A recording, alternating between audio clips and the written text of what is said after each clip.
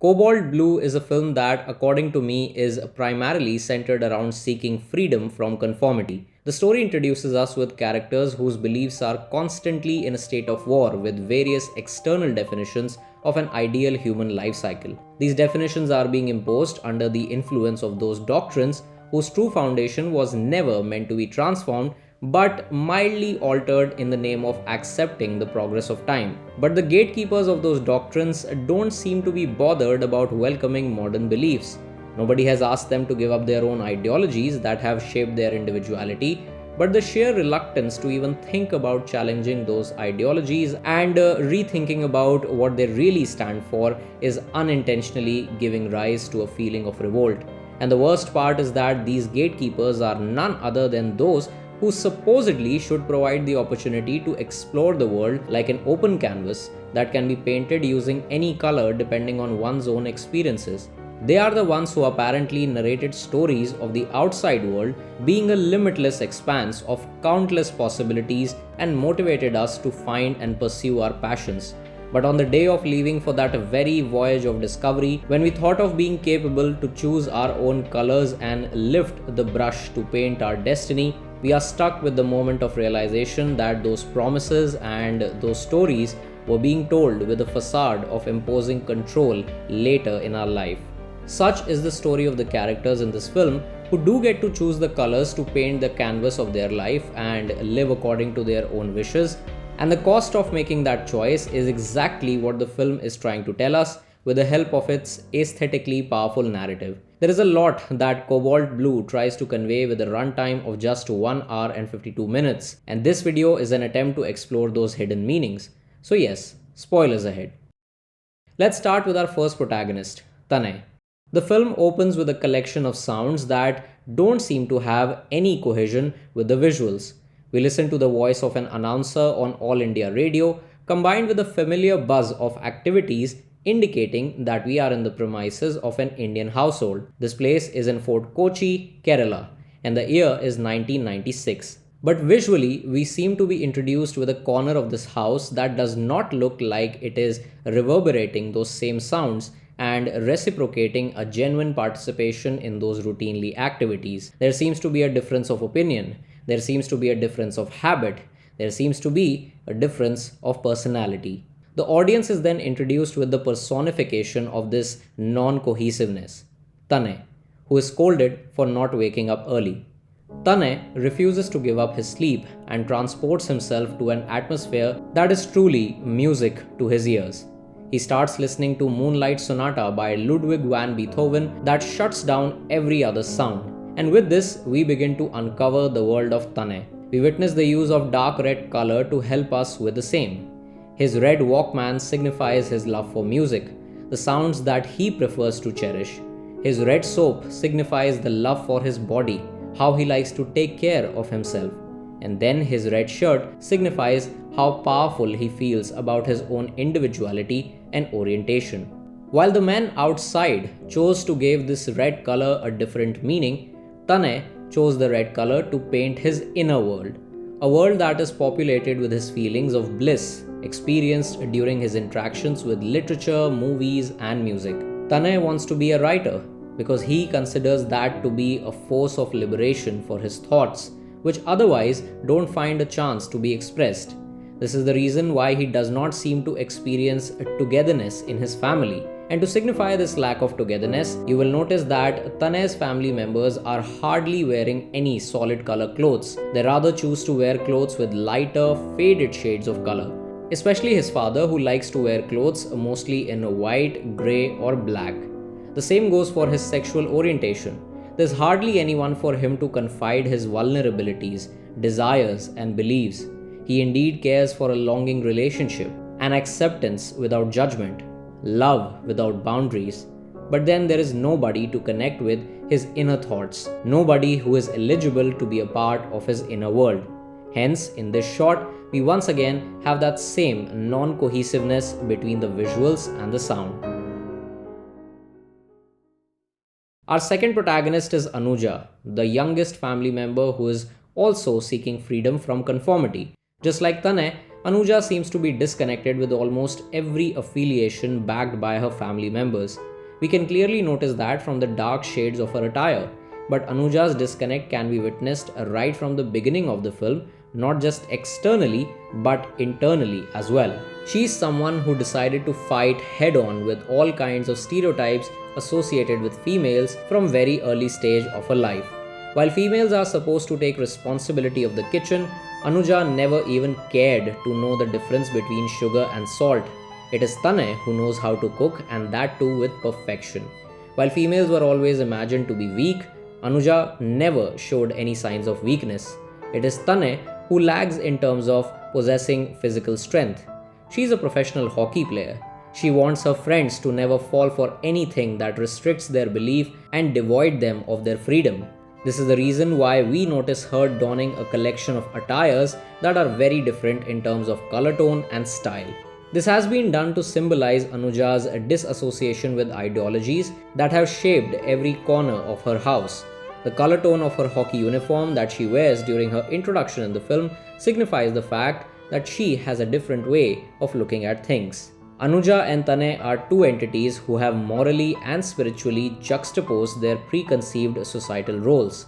They chose to create an equilibrium in different ways. Tane chose to be a different man, and Anuja chose to be a different woman. Both the characters have their own ways of seeking freedom from conformity and declaring the victory of their indomitable spirit and conscience.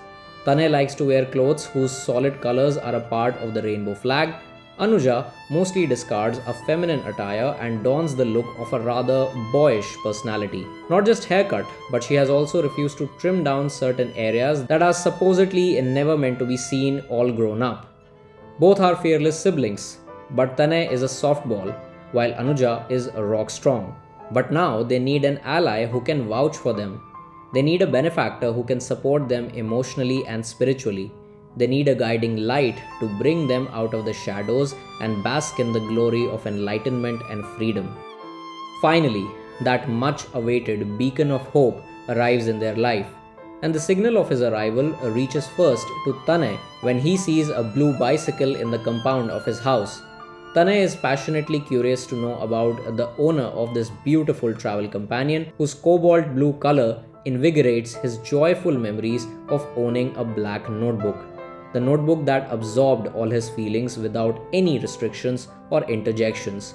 That is the reason why he gets excited, because he thinks that someone has finally arrived in this hostile environment who can lend an ear to Tane's self-ruminations. He goes inside the kitchen to experience this sense of relief.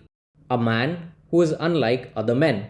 A stranger who feels like a long-lost accomplice. He has no name, but his identity is not a mystery for Tane.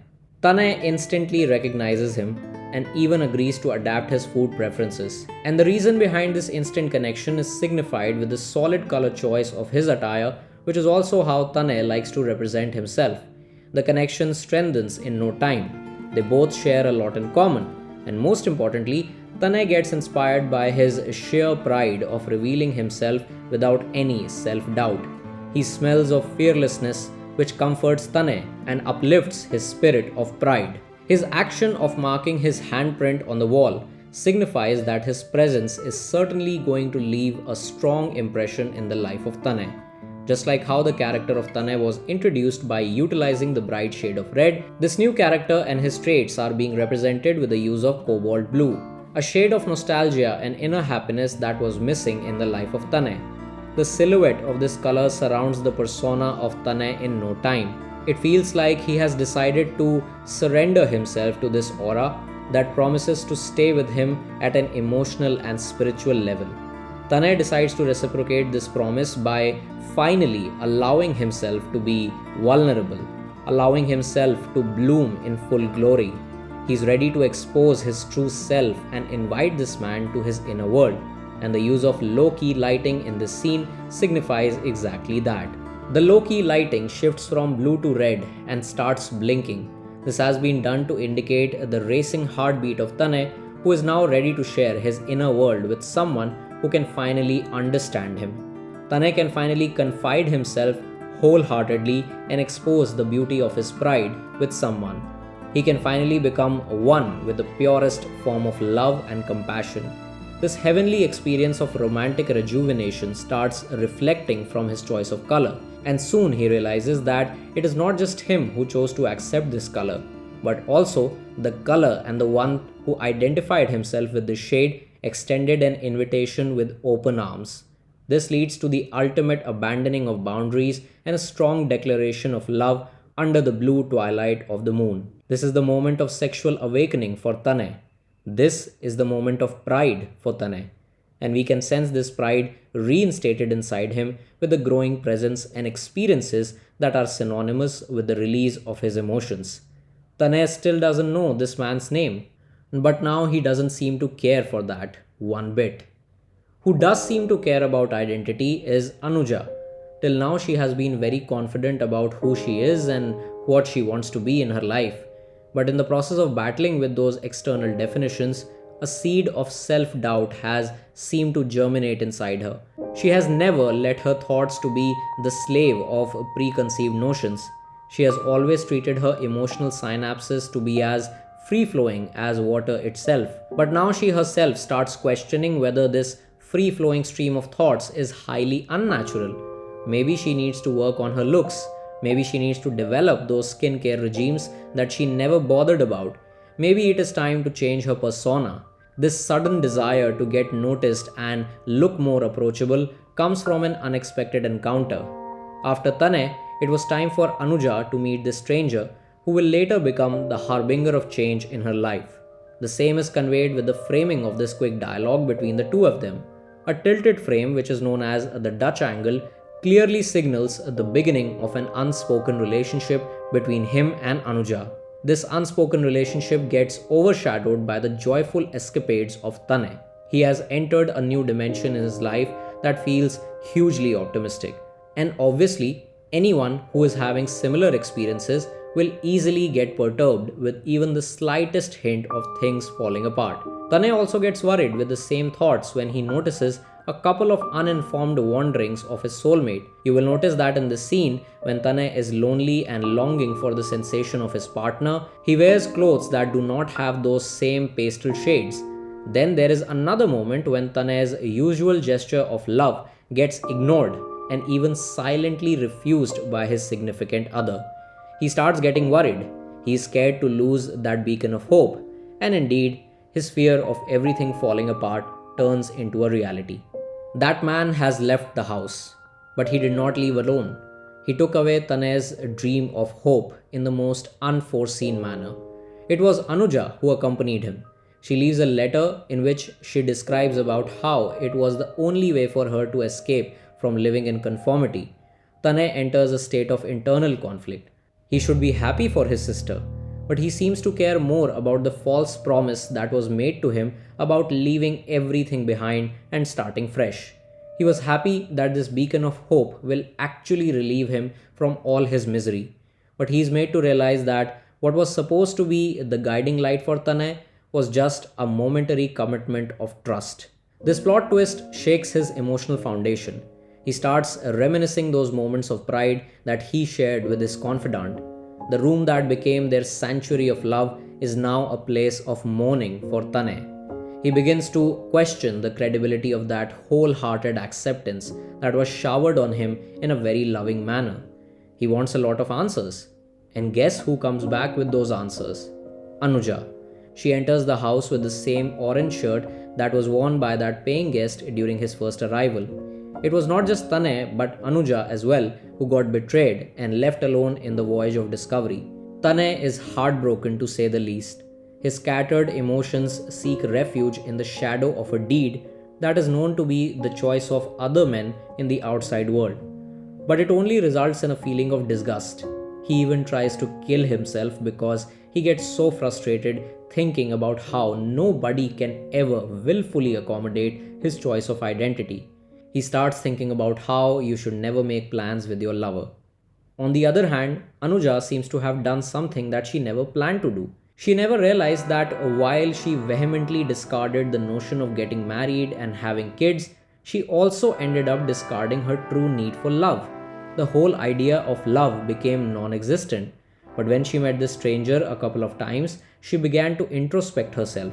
She revisited the idea of loving someone. But most importantly, she also realized how she had also forgotten to love herself. Her strong will to display physical strength and become emotionally unaffected had also unknowingly made her immune to self love. But after coming together with him, she rediscovered herself physically and emotionally. Both these siblings experience a sense of awakening because of their respective relationships with the same person. And after witnessing a series of events, they quickly begin to realize that they really need to do something for themselves. They still have a chance to bask in that glow of freedom. That freedom is not just a dream. That freedom can be as real as their own identity. So, they take the help of those who have openly expressed their support. These people are fighting their own battles in life. They might have no hopes for themselves, but they are confident about the victories of those who don't deserve to lose those same battles. They extend their aid and wish them to emerge victorious. And finally, Tane and Anuja follow those same paths that they initially chose to follow. They promise to walk on those roads and never look back. But they also promise a wave of change that will help the world to understand and answer every cry for help. They feel that someday, those people who create new machines, those new things like computers, will create something that will help people to locate each other. We can meet like minded people. Lost souls can be traced. There will be a change in the world because the only constant in this world is change.